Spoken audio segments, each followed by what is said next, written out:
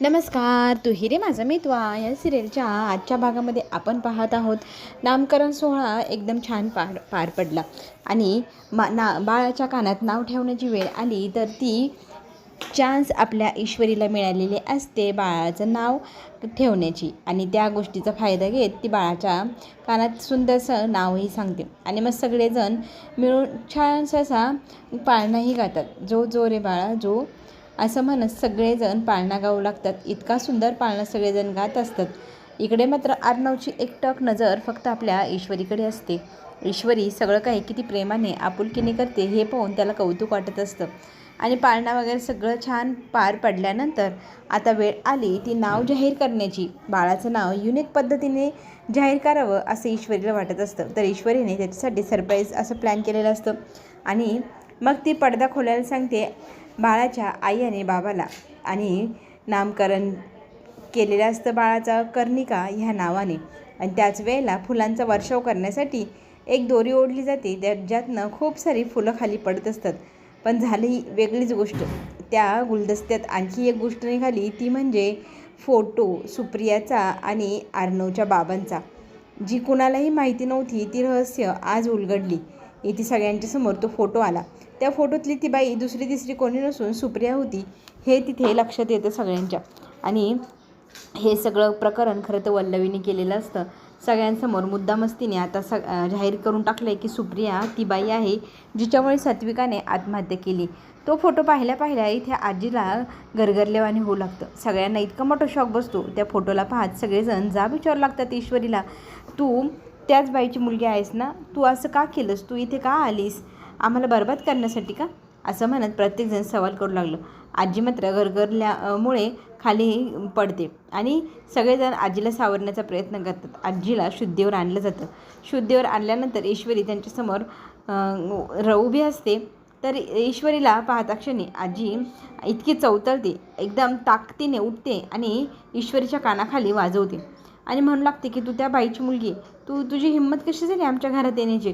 आणि तिच्यावर नाना प्रकारचे आरोप लावू लागते. तिच्या आईवरती लावू लागते, किती भोळा चेहरा आहे तुमचा मायलेकींचा. त्यावेळेला तुझ्या आईने पण माझ्या जावयाला असंच त्याच्या जाळ्यात अडकवलं असेल आणि त्याच्यामुळेच हे सगळं घडलं. माझी सात्विका मला सोडून गेली. आज तू पण तेच करण्यासाठी आमच्या घरात घुसलेली आहेस का? आमचं आयुष्य बरबाद करण्यासाठी. अजून किती बरबाद करणार आहेत? एवढं तर केलं ना? असं म्हणत आजी सगळं काही बोलू लागते. मनातली भडास बाहेर काढू लागते. त्यातली त्यात आता इथे मामाही बोलू लागतात की एवढी मोठी गोष्ट तू माझ्यापासून कशी काय लपवली? तुला माहिती होतंच तुझ्या आई अर्णवच्या वडिलांच्या आणि आईच्या मधली बाई आहे. तर इथे ईश्वरी एक शब्दही बोलत नाही. मामा सगळ्यांसमोर तिच्यावर आरोप लावत असतात आणि आरोप लावत असताना ते म्हणू लागतात की तू ह्या घरात नाही राहू शकत. मामा तर आता म्हणू लागलेले आहे की जर तुला ह्या घरात राहायचं असेल तर तुझ्या आईवडिलांशी सगळी नातीगोती कायमची संपवून टाकावं लागेल तरच तुला ह्या घरात राहता येईल. पण इथे आजी म्हणू लागते की तिने ह्या घरात राहणं म्हणजे सात्विकाच्या आत्म्याला त्रास देण्यासारखं आहे. ह्या मुलीला आपल्या घरात ठेवायलाच नको. आत्ताच्या आत्ता ह्या घरात न चालती हो. आजीला इथे ईश्वरी सांगू लागते की माझं म्हणणं तरी ऐकून घ्या. पण आजी म्हणू लागते की माझं म्हणणं आहे एवढंच आहे की तू या घरात राहायचं नाही, इथून चालती हो. असं म्हणत आजी बाहेरचा रस्ता दाखवू लागते ईश्वरीला. ईश्वरी एक एक पाऊल जड अंतकरणाने उचलत पुढे निघालेली असते. आणि पुढे जाऊन तिच्या हाताला एका व्यक्तीने पकडलं. तो हात असतो अर्णवचा. आणि तिच्या हाताला तो धरून पुन्हा 4 पावलं मागे घेऊन येतो आणि सगळ्यांसमोर तिची साथ देत तो म्हणू लागतो की माझ्या बायकोला कोणीही घराबाहेर काढू शकणार नाही, कारण तिला मी साथ देणार आहे. तिला मी कुठेही जाऊ देणार नाही.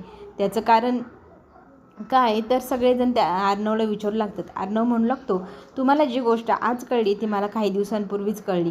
आणि ह्या सगळ्या गोष्टींच्या खोलापर्यंत गेल्यानंतर मला जे कळलं ते तुम्हाला माहितीच नाही अजून. तर तुम्ही अर्धीच गोष्ट ऐकून इथे ईश्वरीला ब्लेम करताय. तर ईश्वरीला ब्लेम करू नका. पूर्ण गोष्ट जाणून घ्या काय झाली काय नाही. आपण पहिले सगळ्या गोष्टीच्या मुळाशी जाऊया. असं चटकन आरोप लावणं बरोबर नाही. असं म्हणत अर्णव सगळ्यांसमोर ईश्वरीची बाजू घेतो. तर आजी म्हणू लागते तुझ्या बायकोची इतकी तुला प्रेमाची इतकी पट्टी तुझ्या डोळ्यावर बांधली आहे की तू आता ह्या मुलीला साथ देत आहे. तुझ्या आईचं दुःख तुला दिसलं नाही. तुझ्या आई हे जग सोडून गेली ह्या मुलीच्या आईमुळे, हेही तुला दिसलं नाही. असं बोलत आजी एकदम कडू शब्दात तिला बाहेर जाण्यासाठी परावृत्त करतात. पण आता इथे राकेशना सगळ्यांसमोर बाजू घेत ईश्वरीची बोलू लागतो की ही आत्तापर्यंत मी माझी मेमरी लॉस झाल्यापासून मी हिला पाहत आलो आहे, ही घराला सगळ्यांना जोडून ठेवते, सगळ्यांची किती काळजी घेते.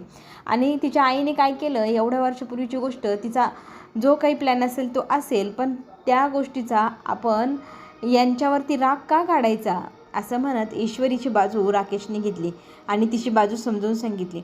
आत्ता तरी त्याचं एवढंच म्हणणं आहे की आपण चांगुलपणा ईश्वरीचा विसरायला नको. ती किती चांगली वागत आली, सगळ्यांची किती काळजी घेत आली, हे एका क्षणात कसं काय आपण विसरून जाऊ शकणार असं म्हणत तिची बाजू त्याने दाखवली, सगळ्यांना समजून सांगितली. सगळ्यांना ती पटली ही क्षणभरासाठी.